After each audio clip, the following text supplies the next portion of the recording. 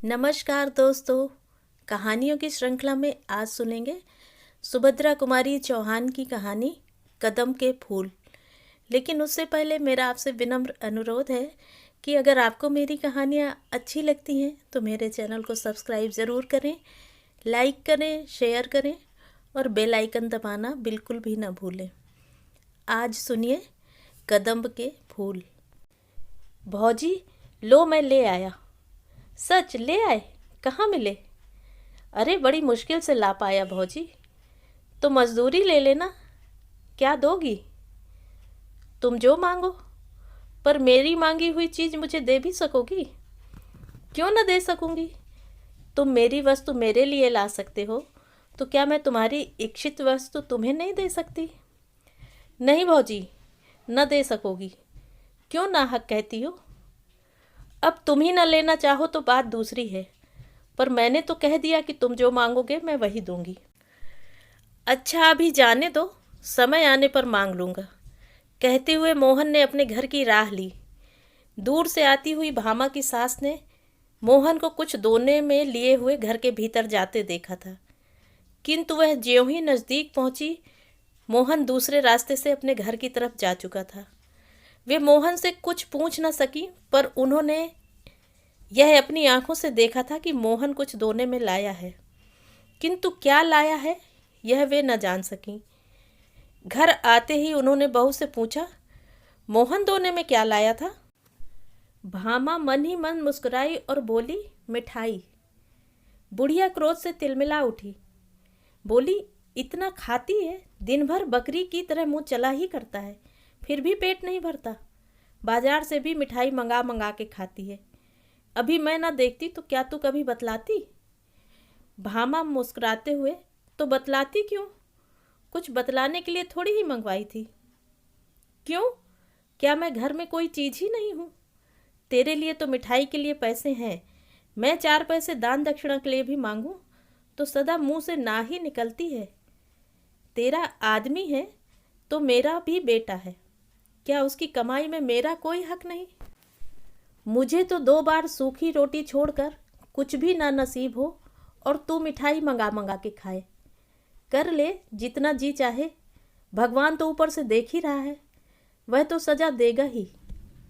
मुस्कुराते हुए, क्यों कोस रही हो माँ जी? मिठाई एक दिन खा ही ली तो क्या हो गया? अभी रखी है, तुम भी ले लेना। चल रहने दे, अब इन मीठे पुचकारों से किसी और को बहकाना। मैं तेरे सब हाल जानती हूँ। तू समझती होगी कि तू जो कुछ करती है वह कोई नहीं जानता। मैं तेरी नस नस पहचानती हूँ। दुनिया में बहुत सी औरतें देखी हैं, पर सब तेरे तले तले। मुस्कुराते हुए, अम्मा, सब मेरे तले तले न रहेंगी तो करेंगी क्या? मेरी बराबरी कर लेना मामूली बात नहीं है। मैं ऐसी वैसी थोड़े हूँ। चल चल, बहुत बड़प्पन न बघार, नहीं तो सब बड़प्पन निकाल दूंगी। भामा अब कुछ चिढ़ गई थी। बोली, बड़प्पन कैसे निकालोगी माँ जी? क्या मारोगी? माँ जी को और भी क्रोध आ गया। बोली, मारूंगी भी तो मुझे कौन रोक लेगा? मैं गंगा को मार सकती हूँ तो क्या तुझे मारने में कोई मेरा हाथ पकड़ लेगा? मारो, देखूं कैसे मारती हो। मुझे वह बहू न समझ लेना जो सास की मार चुपचाप सह लेती है। तो क्या तू भी मुझे मारेगी? बाप रे बाप, इसने तो घड़ी भर में मेरा पानी ही उतार दिया। मुझे मारने को कहती है। आने दे गंगा को, मैं कहती हूँ कि भाई तेरी स्त्री की मार सहकर अब मैं इस घर में न रह सकूंगी। मुझे अलग झोपड़ा डाल दे, मैं वहीं पड़ी रहूंगी। जिस घर में बहू सास को मारने के लिए खड़ी हो जाए वहाँ रहने का धर्म नहीं। यह कहते कहते माँ जी जोर जोर से रोने लगी।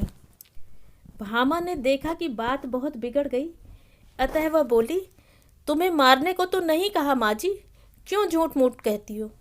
हाँ, मैं मार तो चुपचाप किसी की न सहूँगी। अपने माँ बाप की नहीं सही तो किसी और की क्या सहूँगी? चुपचाप ना सहेगी तो मुझे भी मारेगी ना। वही बात तो हुई। यह मखमल में लपेट लपेट कर कहती है तो क्या मेरी समझ में नहीं आता? माँ जी के जोर जोर से रोने के कारण आसपास की कई स्त्रियां इकट्ठी हो गईं।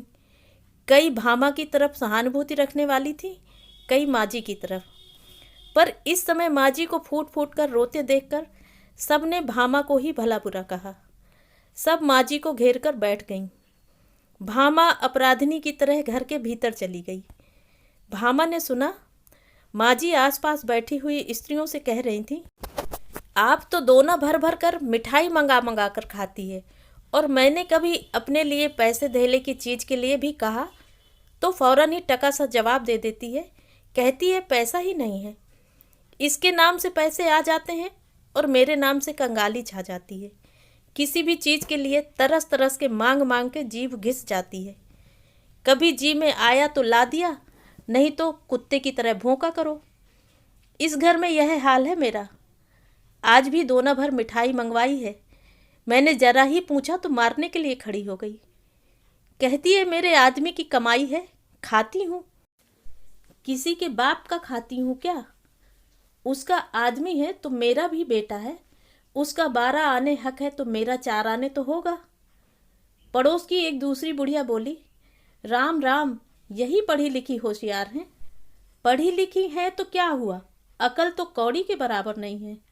तुमने भी तो 9 महीने पेट में रखा है बहन, तुम्हारा तो 16 आने हक है। बहू को बेटा माँ के लिए लौंडी बनाकर लाता है, यह तुम्हारे पैर दबाने और तुम्हारी सेवा करने के लिए है। हमारा नंदन तो जब तक बहू मेरे पैर नहीं दबा लेती, उसे अपनी कोठरी के अंदर ही नहीं आने देता। अपना ही माल खोटा हो तो परखने वाले का क्या दोष बहन। बेटा ही सपूत होता तो आज बहू मुझे मारने दौड़ती। गंगा प्रसाद गांव की प्राइमरी पाठशाला के दूसरे मास्टर की जगह के लिए उम्मीदवार थे। 17.5 रुपये माहवार की जगह के लिए बेचारे दिन भर दौड़ धूप करते, इससे मिल उससे मिल, न जाने किस किस की खुशामद करनी पड़ती थी। फिर भी नौकरी पाने की उन्हें उम्मीद बहुत कम थी। इधर वे कई मास से बेकार बैठे थे। भामा के पास कुछ जेवर थे जो हर माह गिरवी रखे जाते थे और किसी प्रकार काट कसर घर का खर्च चलता था। भामा पैसों को दांत तले दबाकर खर्च करती। सास और पति को खिलाकर स्वयं आधे पेट खाकर पानी से पेट भरकर उठ जाती। कभी दाल का पानी ही पी लिया करती, कभी साग उबालकर ही पेट भर लिया करती। रुपए पैसों की तंगी के कारण घर में प्रायः रोज ही इस प्रकार कलह मची रहती। जब गंगा प्रसाद जी दिन भर दौड़ धूप के बाद थके हारे घर लौटे, तब शाम हो रही थी। आंगन में उनकी माँ उदास बैठी थी। बेटे को देखा तो नीची आंख कर ली, कुछ बोली नहीं। गंगा प्रसाद अपनी माँ का बड़ा आदर करते थे, उनका बड़ा ख्याल रखते थे। जिस बात से उन्हें जरा भी कष्ट होता, वह बात वे कभी न करते थे। माँ को उदास देखकर वे माँ के पास जाकर बैठ गए। प्यार से माँ के गले में बाहें डाल दी और पूछा, क्यों माँ, आज उदास क्यों हो? क्या कुछ तबीयत खराब है? नहीं, अच्छी है। कुछ तो हुआ है माँ, तू उदास है। अब माँ जी से ना रहा गया, फूट फूट कर रोने लगी।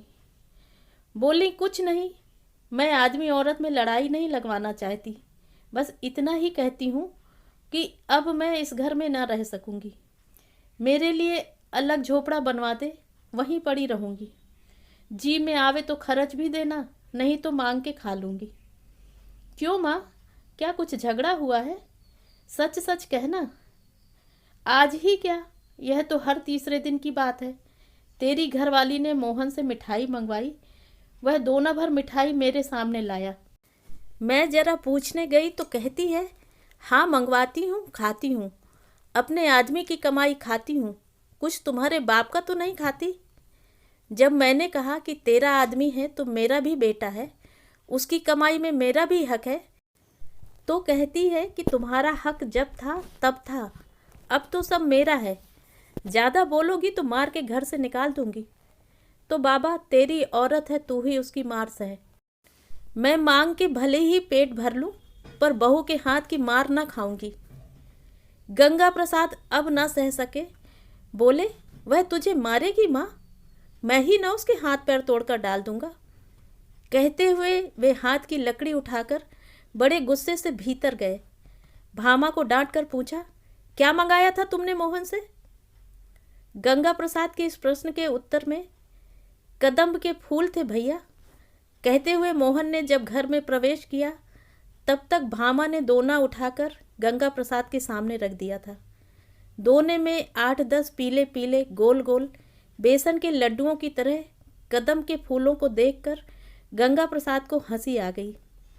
मोहन ने दोने में से एक फूल उठाकर कहा, कितना सुंदर फूल है यह भौजी। तो ये थी कहानी। कहानी आपको कैसी लगी कमेंट करके ज़रूर बताएं।